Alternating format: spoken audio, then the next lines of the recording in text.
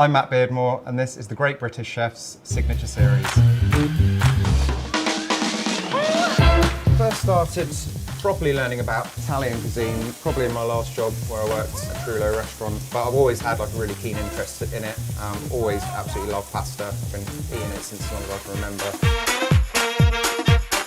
I think the thing that appeals to me most is the quality of the produce, and I love that it's quite sort of stripped back cooking. It's very rustic, it's very ingredients led, it's just incredible. I'm Matt Beardmore, I'm the head chef at Legare restaurant. Today I'm going to be cooking Orecchiette with braised rabbit and Swiss chard. Okay, so we're going to start by making the Orecchiette dough. So you're going to start getting the water in there, in a bowl. So into the water we're going to get the semolina and the flour, and then just got to give that a really good mix. Making pasta at home is definitely something that anyone can do, especially a dough like this, because it's all kind of rolled by hand. You don't need any special equipment. You don't even need like a pasta roller. So it's super, super easy, and it's good fun to do as well. So once that dough's come together, I'm just gonna give it a really good knead on the surface. You're gonna need to do this for a good 5 minutes until it's really nice and smooth. Once you've kneaded the dough, got it all nice and smooth, want to wrap it up in cling film nice and tight and then chuck it in the fridge for about an hour. So this is our dough that's been resting in the fridge for about an hour. You want to take it out maybe 10 minutes before you use it, just to soften it up, and it's a bit easier to work with. We're making Orecchiette, which means little ears in Italian. A lot of Italian dishes are kind of traditionally served with a certain type of pasta, but I find it's a lot of trial and error. So I'll come up with a dish and try it with a few different shapes, and then as a team we'll kind of try it all and decide which one works best. So we're just going to roll it out a little bit, and we just want to kind of cut it into 1 centimetre cubes. Doesn't matter if they're a bit uneven, rustic's good. Okay, so what we're going to do is just dust the tray with a bit of semolina. So what you do is take one of your little cubes and just push with your thumb away from yourself like that, and then basically just turn it inside out over your finger and pop them on the tray. And now we've got to just repeat that about 100 times. It's basically about getting the dough to the right consistency. If it's too dry or it's too wet, it's going to be a nightmare to work with. So find a good recipe and stick to it. You can make these in a pasta extruder, but I think they just kind of lose part of their charm in a way. You can really tell when they've been made by hand. Once they're done, all you need to do is just leave them out to dry for half an hour to an hour, just so they hold their shape when you cook them in the water. Okay, so next step is to get the rabbit cooked. So I've got rabbit legs and rabbit shoulders. And what we're going to do is we're going to start by just gently searing these off in a pan. So we'll season them up with a good little bit of salt.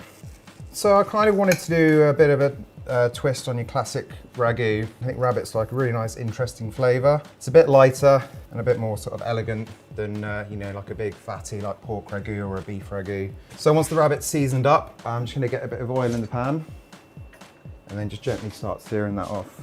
So we get our rabbits from butchers based in West London called HG Walter. We're using farmed rabbits today.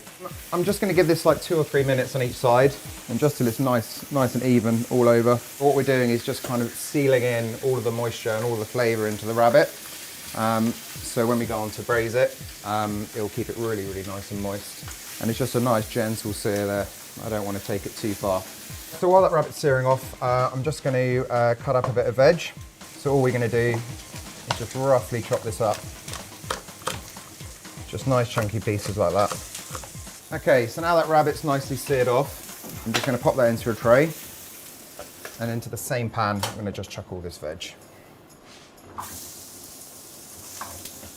Get a little touch more oil in there. Rabbit's quite a lean meat, so there's not a lot of fat coming out of it. And again, we just want to gently cook this for about 4 or 5 minutes, just to take off that rawness.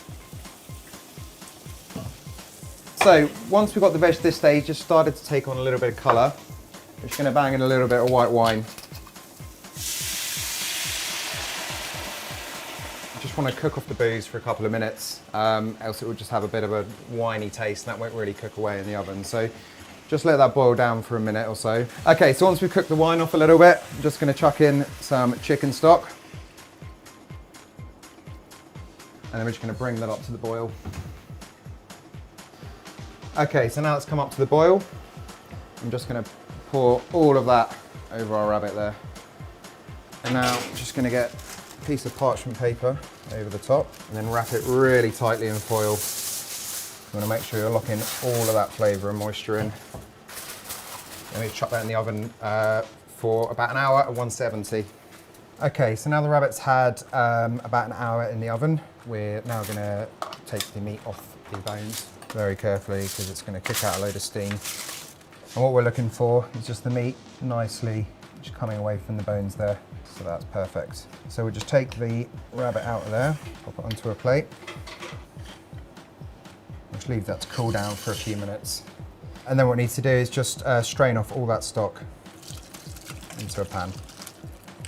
So the stock forms like the base of the sauce. Rather than sort of combining it all together now and making like a ragu, we're gonna assemble it as we kind of make the dish. Okay, so once the rabbit's cooked and cooled down enough to handle, we just wanna shred all the meat off the bones. So simply just pull it away like that. We wanna keep it a little bit chunky, not completely shredded. There's a big difference between farmed and wild rabbits. Wild rabbits are a lot leaner and they have a really, really strong gamey flavour, whereas farmed rabbits a lot milder flavour. Still got that slight little gaminess to them, but nowhere near. So we've got some Swiss chard here, and all we want to do is just strip the leaves from the stalks there. It's got a really nice kind of minerally earthy flavour, which I think works really well with the rabbit. Now we're just going to use the leaves in the dish, but what you can do is just chop up the stalks and chuck them in with the veg when you're braising the rabbit. Okay, now all we want to do is just blanch the chard leaves for about a minute. I'm going to chuck them in there. Okay, so once those leaves are nice and wilted, I'm just going to take them out the water and chuck them into some ice water just to stop the cooking straight away. And then with the chard leaves, we just want to give them a little squeeze to get rid of all the excess water, and then we're just going to roughly chop through it.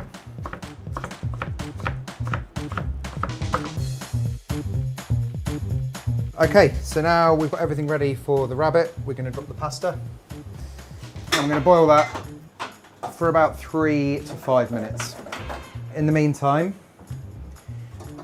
we're going to get a nice ladle full of the rabbit stock, a couple of knobs of butter, and some of that shredded rabbit. And we're just going to gently warm that back through. We want to keep it moving so the butter emulsifies with the sauce. We also want to get a good whack of black pepper in there and a little bit of lemon zest. So when you're boiling pasta, you want the water pretty heavily salted, almost like seawater, not quite. And that's kind of where most of the seasoning for the dish comes from. I'm not going to add any extra salt to it. All of that's going to come from the pasta water. So now the pasta's cooked, I'm going to shake off the excess water and dump it straight into the rabbit. And now what I want to do is just give it a really good toss in the pan. And what this is doing is it's bringing all the sauce together, all the starch is coming out of the pasta. I'm just going to thicken up the sauce. I'm now going to chuck in some of those chard leaves and just keep working it like that. Starts looking a little thick, we can just add a little splash more of that stock in there. You'll be quite vigorous when you're doing this because you really want to kind of encourage that starch out of the pasta into the sauce. So the reason I love this shape and that I think it works so well with this dish, not only does it have a really nice kind of chewy, bouncy texture, when you toss it with the sauce, you end up with these beautiful little like cups of sauce that just fill the pasta, and it's really, really beautiful. And we'll finish with a nice dusting of Parmesan. This is my Orecchiette with braised rabbit and Swiss chard.